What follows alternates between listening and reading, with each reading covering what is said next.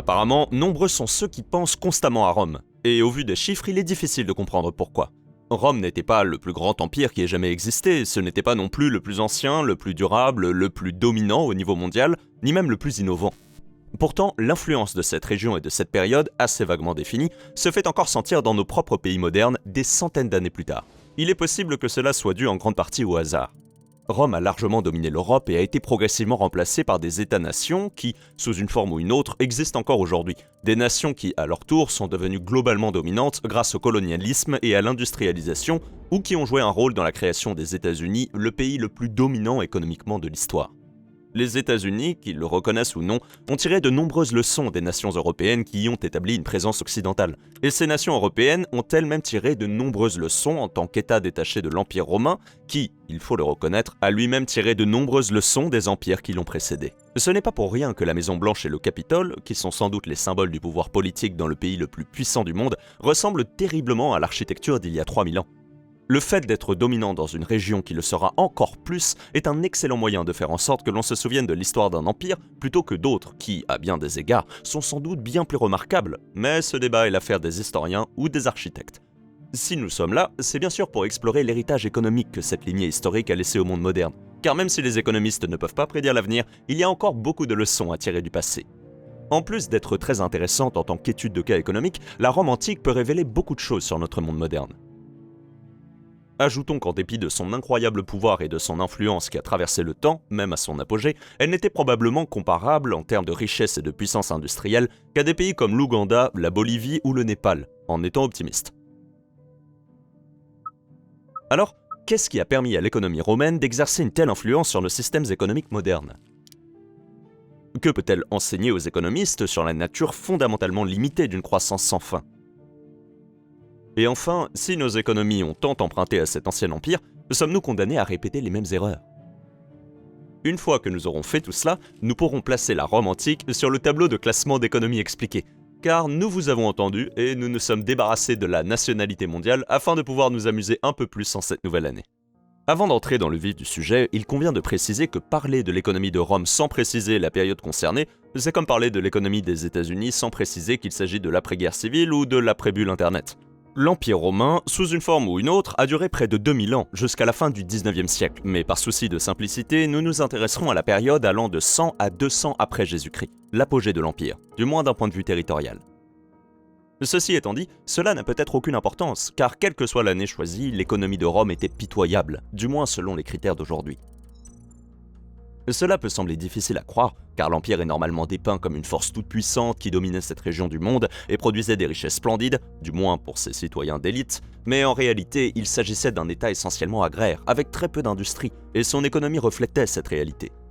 Il n'est pas facile de calculer la production économique totale d'un pays, même aujourd'hui, avec l'avantage des normes modernes de conservation des données et des grandes organisations internationales qui s'engagent à faire les recherches nécessaires pour parvenir à ces chiffres.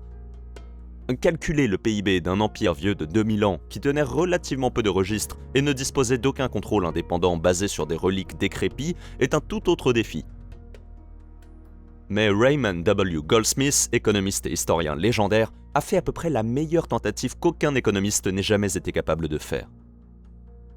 Il a estimé que l'Empire romain avait un PIB par habitant d'environ l'équivalent de 1000 à 1277 $ américains en monnaie d'aujourd'hui, ce qui en ferait une économie désespérément pauvre, bien en dessous de la moyenne mondiale actuelle, la plupart de ses habitants vivant dans la pauvreté absolue.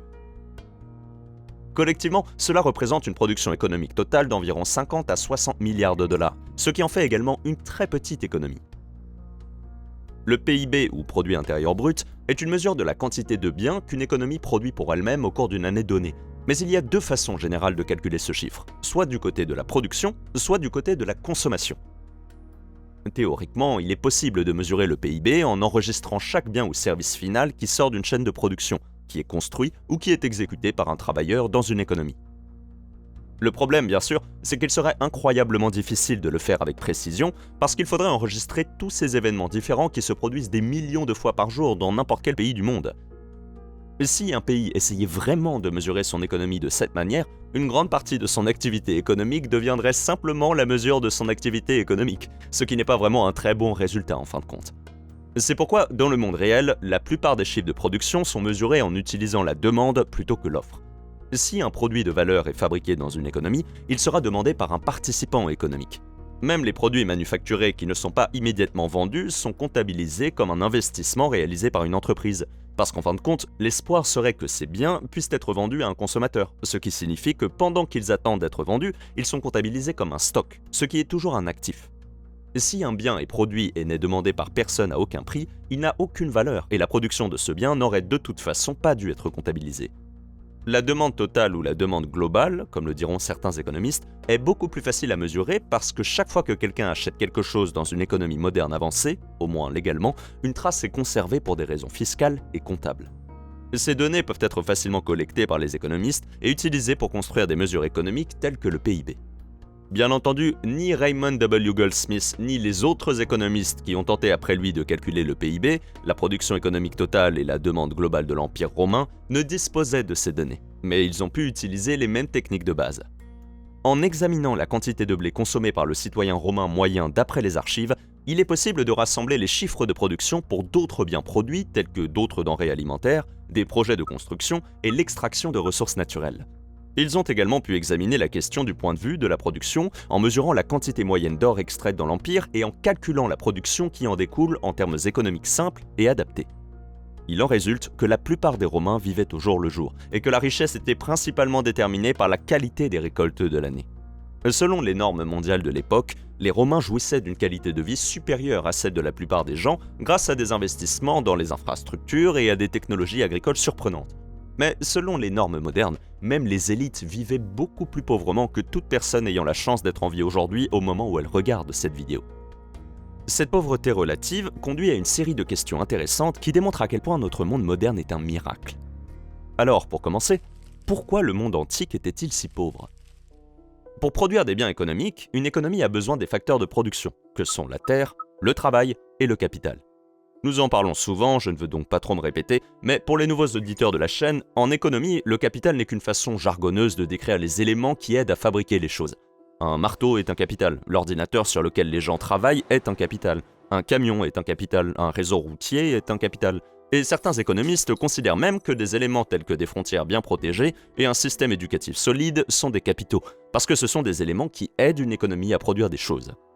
Produire quoi que ce soit dans une économie augmentera la production économique totale ou le PIB, mais cela nécessitera également une certaine combinaison de ces trois facteurs de production.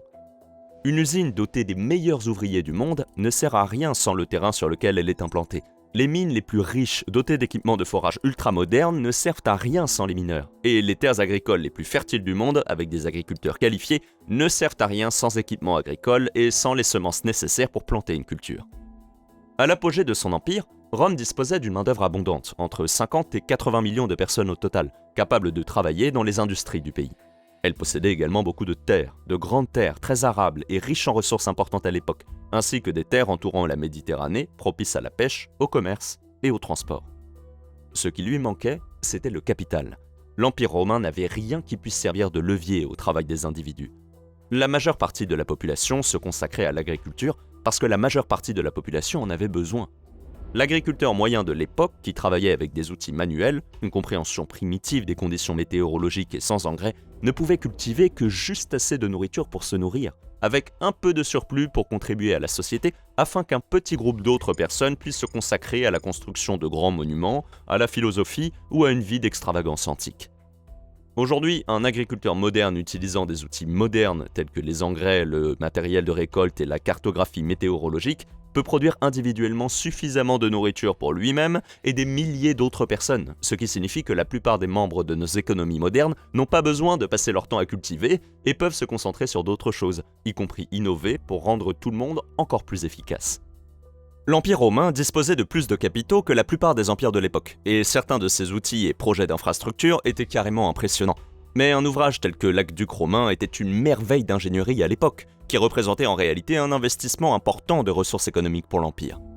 Aujourd'hui, pratiquement toutes les villes du monde occidental disposent d'un système qui fait exactement la même chose, un système d'adduction d'eau, et ce n'est pas considéré comme une merveille, mais comme un acquis. Le manque d'outils et de technologies explique également une autre chose qu'il est essentiel de comprendre au sujet de nos propres économies modernes.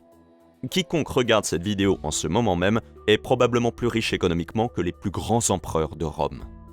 À première vue, cette affirmation peut sembler insensée. Mais en face de la production économique, il y a la consommation économique. Un empereur romain aurait évidemment accès à davantage de biens et de services nécessitant de la terre et du travail, mais à beaucoup moins de biens et de services nécessitant du capital, et ce sont là les principales qualités dont nous bénéficions dans le monde moderne. Nous avons accès à des aliments provenant du monde entier, à des informations à portée de main, à des moyens de transport qui peuvent nous emmener pratiquement n'importe où sur Terre en moins d'une journée, à des soins de santé qui peuvent transformer ce qui aurait été une blessure mortelle dans la Rome antique en un inconvénient mineur. Et même la climatisation, l'éclairage, la réfrigération sont des commodités que la plupart des gens du monde moderne considèrent comme allant de soi et qui auraient été inimaginables pour les empereurs romains. Bien entendu, l'épanouissement personnel n'est pas un chiffre de consommation. Les économistes peuvent et doivent prendre en compte des éléments tels que la pyramide des besoins de Maslow lorsqu'ils comparent la richesse de deux groupes aussi différents que les citoyens du monde moderne et les empereurs romains. La pyramide des besoins de Maslow classe les biens que les êtres humains consomment pour satisfaire différents désirs. Tout en bas de la hiérarchie, on trouve les biens et les services qui répondent aux désirs plutôt essentiels de rester en vie, et tout en haut, les choses qui permettent aux gens de se sentir bien, importants ou fiers. La hiérarchie des besoins de Maslow n'est que l'un des exemples les plus célèbres de ces schémas, mais même en la décomposant et en examinant chaque niveau individuel, les individus d'aujourd'hui s'en sortent beaucoup mieux que les personnes les plus riches de l'Antiquité. Il y a probablement quelque chose à dire sur le fait de se sentir plus riche lorsqu'on a la possibilité de se réaliser soi-même en régnant sur un empire tentaculaire. Mais en dehors du logement, nous avons une richesse économique réelle plus tangible. Même en ce qui concerne le logement, un ancien palais romain peut sembler agréable. Mais personnellement, je ne l'échangerais pas contre ma maison de ville de 2 chambres à coucher avec électricité, plomberie et internet. Et même si cela ne suffit pas à vous convaincre, il existe des corrélations statistiques qui peuvent montrer l'ampleur de la richesse dont nous jouissons en Occident. Et la plus facile à prendre en compte est l'espérance de vie. Il existe une très forte corrélation entre la richesse économique et l'espérance de vie, que ce soit entre les individus, les pays ou même les banlieues d'une même ville. D'une certaine manière, cette corrélation est presque évidente, car la chose la plus précieuse que nous possédons en tant qu'être humain est notre vie. Mais avant que cela ne devienne trop philosophique, un citoyen romain ordinaire avait une espérance de vie d'environ 20 à 30 ans, selon l'époque et la région de l'Empire où il vivait. Cette espérance de vie a été considérablement réduite par la mortalité infantile, mais même dans ce cas, seuls 20% des citoyens atteignaient l'âge de 50 ans. Les empereurs, plus riches, s'en sortaient mieux, et selon les historiens, avaient une espérance de vie d'environ 50 ans. Même en tenant compte des décès sur le champ de bataille ou des assassinats, beaucoup plus fréquents, la plupart des empereurs avaient du mal à atteindre ce que nous considérerions aujourd'hui comme un âge avancé.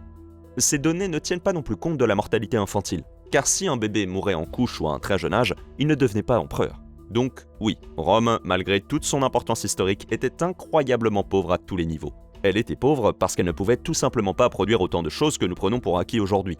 Et elle ne pouvait pas produire autant de choses parce qu'elle n'avait pas les outils et la technologie pour permettre à ses travailleurs de produire plus de choses. De sorte que presque tout le monde passait la majeure partie de son temps productif à essayer de produire assez de nourriture pour survivre avec juste un peu de surplus pour contribuer à la richesse de l'Empire. La dernière question est donc la suivante. Pourquoi Rome n'a-t-elle pas développé le capital ?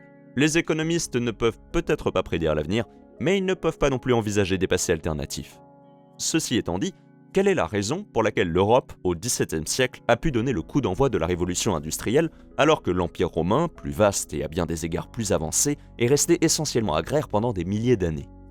Bien sûr, on pourrait poser la même question à tous les empires qui n'ont pas créé de machines pour remodeler notre monde moderne, mais pour l'instant, nous allons nous concentrer sur Rome.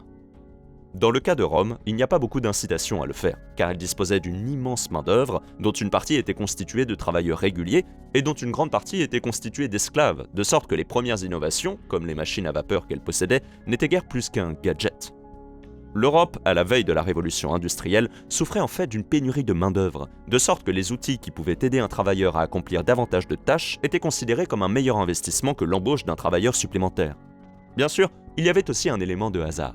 Si des Romains étaient tombés sur des machines à vapeur à piston et avaient pu développer des applications de cette technologie, l'histoire aurait pu être très différente aujourd'hui.